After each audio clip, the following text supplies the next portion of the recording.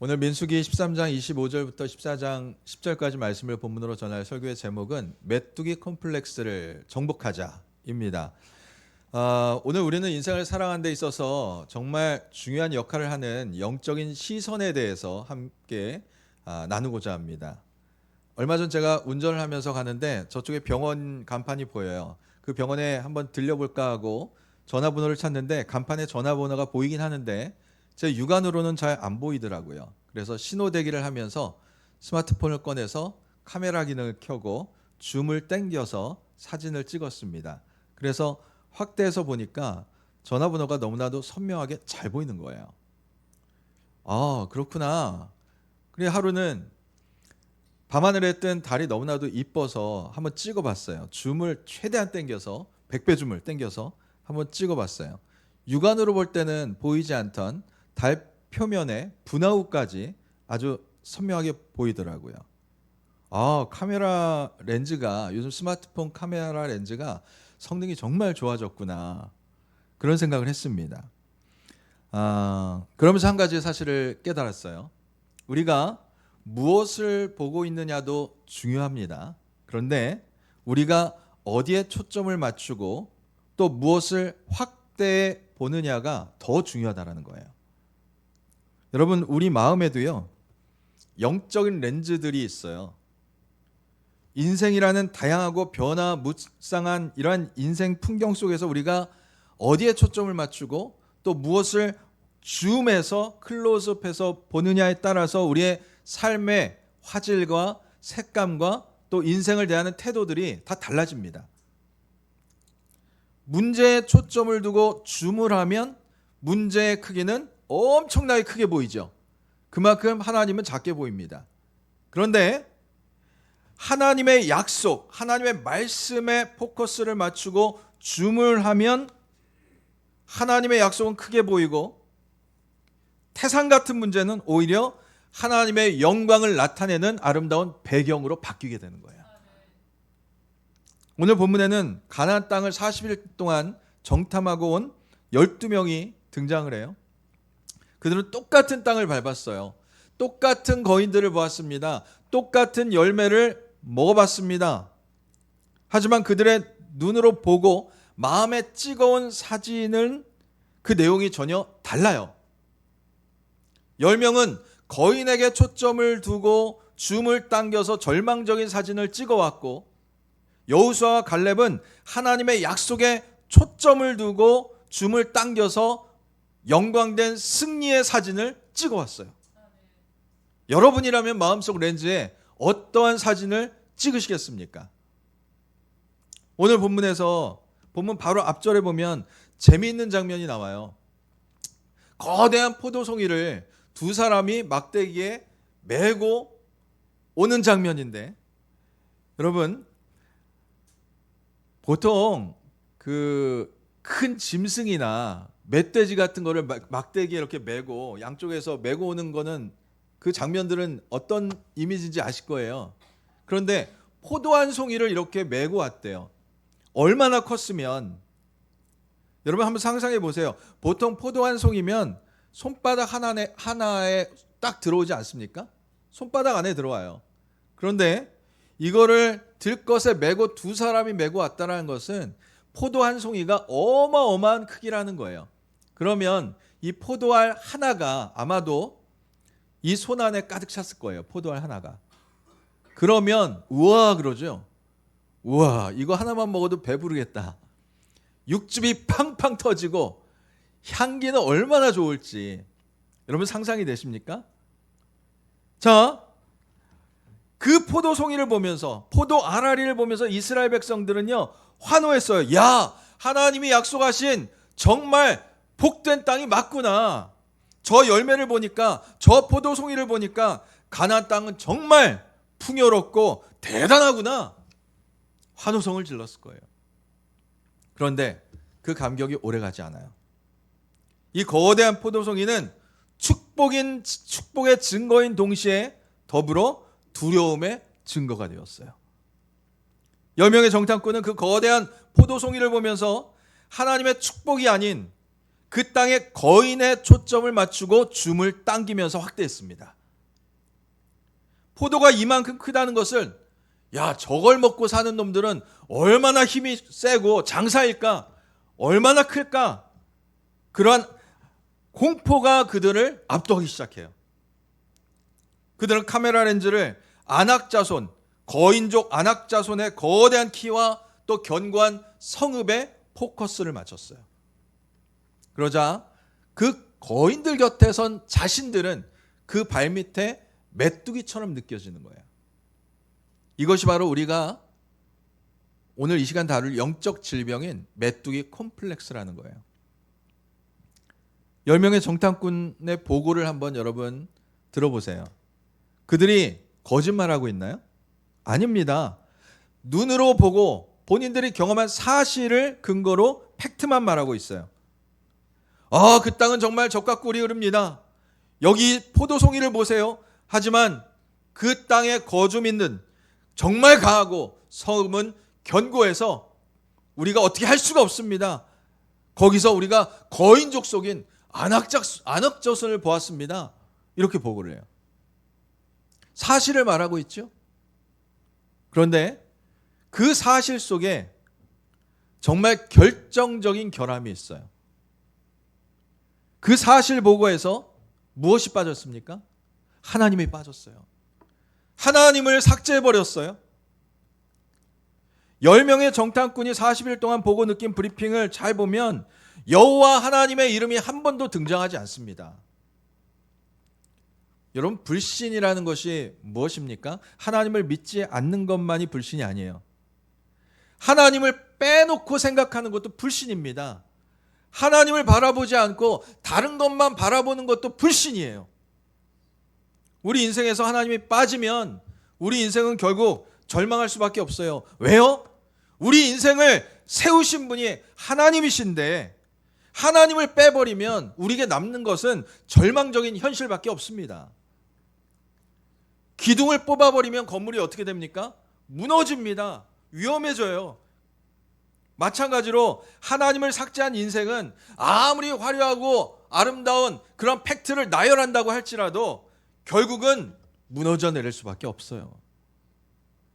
내 영혼의 주인이 누구입니까? 하나님이시잖아요. 그런데 하나님을 제외해버리면 내 영혼이 갈 데가 없는 거예요. 절망 가운데 무너질 수밖에 없어요. 오늘 우리는 이 10명의 보고서를 통해서 나 자신의 영적인 렌즈를 한번 점검해 볼 수 있기를 바랍니다. 여러분의 인생 브리핑에는 지금 하나님이 계십니까? 아니면 하나님을 뺀 나머지 것들로 가득 차 있지 않습니까? 10명의 정탐꾼은 카메라 렌즈를 안악자손의 거대한 키와 그들의 근육질 몸매 그리고 견고한 성읍에만 고정시키고 줌을 당겨서 확대하고 보고 있어요. 그러자 거인들 곁에 선 자신들은 메뚜기 같이 느껴지는 거예요. 그래서 뭐라고 보고 합니까? 우리는 스스로 보기에도 메뚜기 같았더라. 여러분, 이것이 무서운 거예요. 적군이 그들을 메뚜기라고 조롱하거나 비방한 것이 아닙니다. 자기들 스스로가 메뚜기라고 낙인 찍어버렸어요. 사탄의 전략은요, 우리를 직접적으로 공격하기보다 우리 스스로 절망하게 만들고 비참하게 만들고 하나님을 등지게 만드는 거예요. 하나님은 우리를 천하보다 귀한 자녀로 그렇게 부르셨는데 우리는 환경에 압도되어서 나는 안 돼. 난 해도 소용없어. 난 무능해. 세상이 도와주질 않아. 이렇게 자학할 때가 많아요. 내가 나를 메뚜기로 정의하는 순간 우리는 싸워보기도 전에 전쟁에서 결국 패배하고 마는 것입니다. 여러분에게 묻습니다. 최근 여러분의 마음을 가장 두렵게 만드는 안악자손이 무엇입니까? 갑작스럽게 찾아온 건강의 문제인가요? 병원에서 날아온 의사소견서 한 장이 여러분을 거인처럼 그렇게 압도해 가십니까? 또 밑바닥이 보이지 않는 경제적 상황입니까? 통장 잔고를 보면 한숨만 나오죠. 믿었던 사람에게 당한 사기나 배신의 상처가 여러분의 삶을 송두리째 흔들어 놓고 있습니까? 아니면 아무리 기도해도 변하지 않고 속만 썩이는 자녀들이, 자식들이 안악자손입니까? 그 문제를 바라보면서 여러분은 문제만 초점을 맞추고 줌을 당기고 있지는 않나요? 아니면 그 문제 너머에 계신 하나님께 다시 초점을 맞추고 계십니까? 우린 기억해야 됩니다. 나를 메뚜기로 전락시키는 것은 거인의 날카로운 칼날이 아니라 내 안에서 하나님을 제외하고 환경만 바라볼 때 생기는 그 불신, 그 두려움이 우리를 메뚜기로 만드는 거예요. 환경이 우리를 무너뜨리는 것이 아니라 하나님을 놓쳐버린 우리의 영적인 시선이 우리를 무너뜨리는 것입니다. 이 10명의 부정적인 보고는요, 삽시간에 온 회중에게 퍼졌어요. 자, 14장 1절을 보면요, 온 회중이 소리를 높여서 부르짖으며 밤새도록 뭐 했어요? 통곡했대요. 울고 있어요. 여러분 생각해 보세요. 낮에 들었던 정탐꾼들의 보고, 그 말들이 백성들이 머무는 그 텐트마다 밤새도록 흘러들어갔을 거예요. 아, 우리는 메뚜기처럼 그들에게 짓밟히고 찢겨 죽게 생겼구나. 이런 절망의 말들. 여기까지 왔는데 다 죽게 생겼다. 그런 불평의 말들이 무서운 바이러스처럼 200만 이스라엘 회중 전체를 순식간에 감염시켜버려요. 여러분, 불평이라는 것은 단순히 내 기분 상태만을 반영하는 것이 아니에요. 우리 영혼을 안에서부터 파괴하는 무서운 그런 치명적인 바이러스와 같습니다. 이 불평의 가장 무서운 특징이 뭐냐면 우리의 초점을 자꾸만 거꾸로 돌려놓는다는 거예요. 자, 오늘 본문도 보면 이 불평이 과거의 은혜를 잊어버리게 만들죠. 과거의 은혜를 완전히 삭제해버립니다. 홍해의 기적과 하늘의 만나를 지워버리고 고통뿐이었던 애굽을 그리워하게 만들어요. 그리고 우리를 퇴보하게 만듭니다. 약속의 땅이 아니라 차라리 애굽으로 돌아가자라고 하면서 핸들을 반대로 꺾어버려요. 그러면서 이 불평이 결국은 공동체의 사랑을 증오로 바꿔버리죠. 돌을 들어서 동역자를 향해서 돌을 던지려고 하죠. 이처럼 불평은 내 자신과 내 이웃과 가정과 공동체를 병들게 하는, 안에서부터 썩게 만드는 무서운 독과 같은 거예요. 여러분이 습관적으로 내뱉는 불평의 말들 있죠. 아, 힘들어 죽겠다. 못 해먹겠다. 해도 소용없다. 이런 비관적인 말들.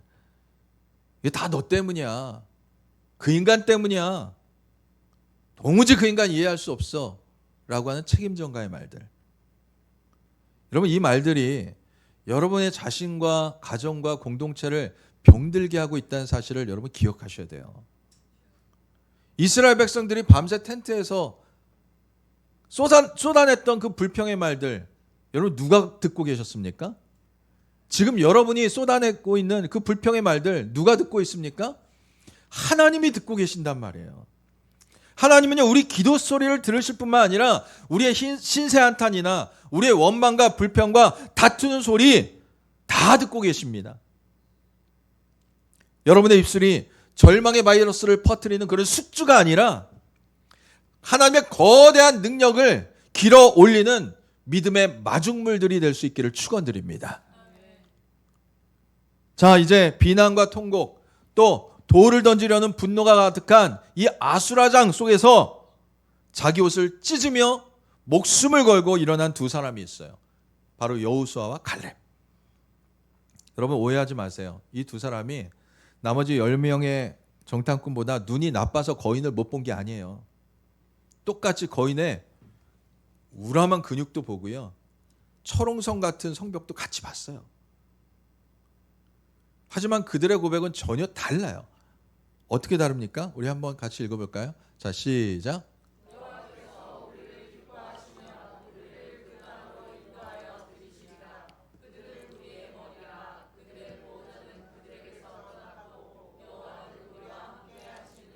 아멘.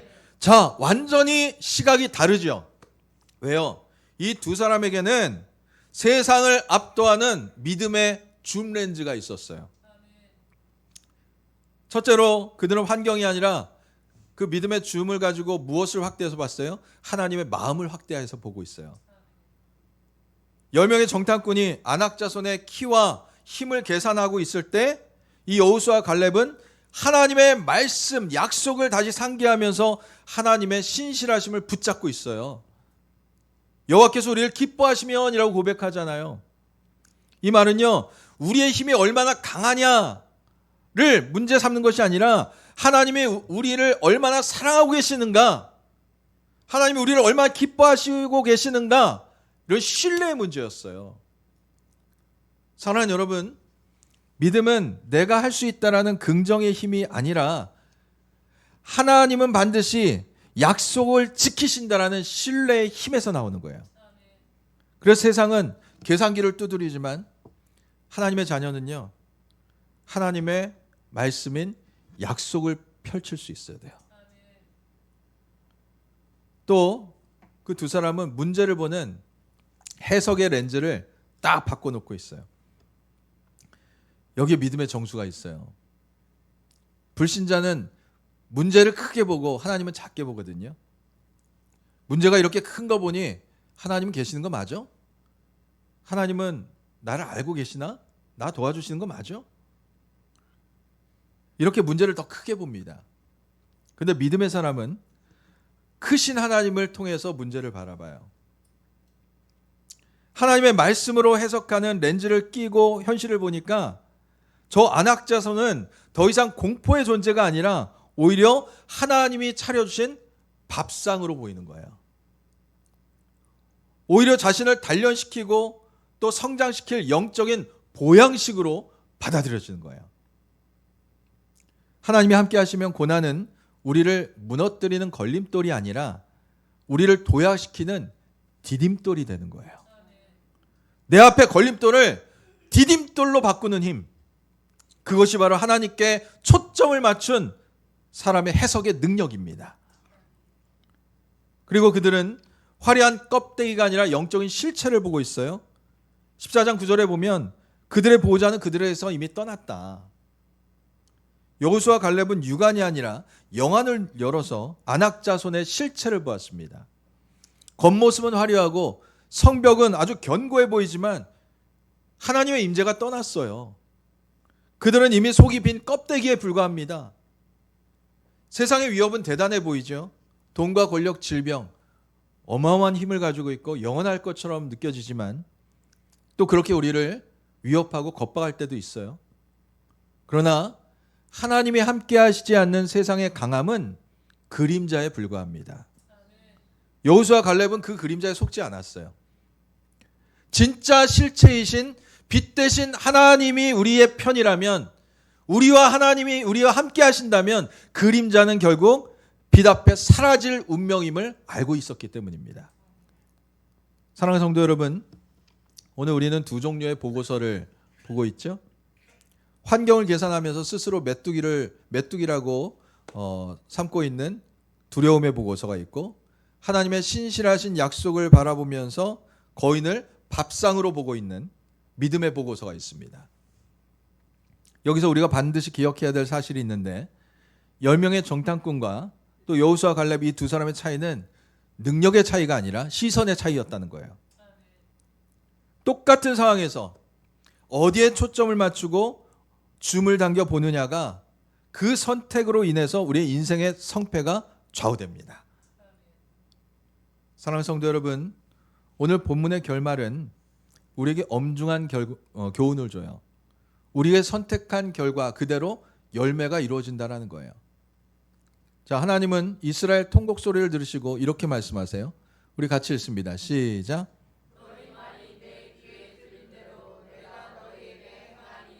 아멘. 우리의 말에 들린 대로 우리에게 행하신대요. 밤새 통곡하며 불평했던 세대는 그들의 말대로 광야에서 다 죽었습니다. 오직 저들은 우리의 밥이다 라고 외쳤던 여호수아 갈렙만이 실제로 가나안 땅을 밟았고 하나님의 허락하신 풍성한 열매를 누릴 수 있었어요. 그들의 인생은 그들이 찍어온 믿음의 사진 그대로 이루어졌습니다. 지금 여러분 눈앞에 있는 장벽이 아무리 높아 보여도 또 스스로 메뚜기라고 느껴질 때, 여러분 그럴 때 사람을 바라보고 환경을 바라보는 것이 아니라 먼저 하나님을 바라보고 하나님을 크게 확대해서 보시길 바랍니다. 여러분은 하나님의 걸작품이고 천하보다 귀한 존재들이에요. 환경에 눌려 통곡하는 자가 되지 마시고 하나님을 신뢰함으로 우리의 환경과 이 땅을 정복하는 승리자가 되어야 됩니다. 우리의 시선이 믿음의 렌즈를 착용할 때 여러분이 걷고 있는 그 메마른 광야 같은 땅이 결국 하나님이 약속하신 축복의 땅으로 가는 통로가 될 것입니다. 이제 우리 심령 속에 각자에게 선포하시기 바랍니다. 나는 환경에 압도가 당하는 메뚜기가 아니라 하나님이 함께 하시는 정복자다. 나는 불평의 전염을 끊어내고 감사의 고백을 전하는 축복의 통로가 되겠다. 내 인생의 카메라 줌을 오직 살아계신 하나님께 초점을 맞추겠다. 이번 한 주간 세상의 소리, 세상의 뉴스보다 하나님의 약속에 더 귀를 기울이고 그 약속을 더 크게 보며 주님이 함께 하시니 나는 반드시 승리할 것이다 선포하며 믿음의 걸음을 내딛는 우리 수사랑교회 모든 성도님들 다 될 수 있기를 주님의 이름으로 간절히 축원드립니다. 기도합니다. 사랑과 은혜가 충만하신 아버지 하나님, 오늘 말씀을 통해 우리의 시선이 어디에 머물러 있어야 할지 돌아보게 하시니 감사를 드립니다. 하나님을 바라보지 못하고 사람을 보고 세상과 환경을 보며 스스로 메뚜기라 비하하며 두려워하고 불평했던 지난날의 우리의 불신앙의 모습들을 용서하여 주시옵소서. 이제 우리의 영적 렌즈를 조정하여 하나님의 크심의 시선을 고정하는 믿음이 있게 하여 주시옵소서. 우리 입술에서 불평의 바이러스를 씻어내 주시고 하나님의 능력을 길어 올리는 믿음의 마중물을 같은 고백만 넘쳐나게 하여 주시옵소서.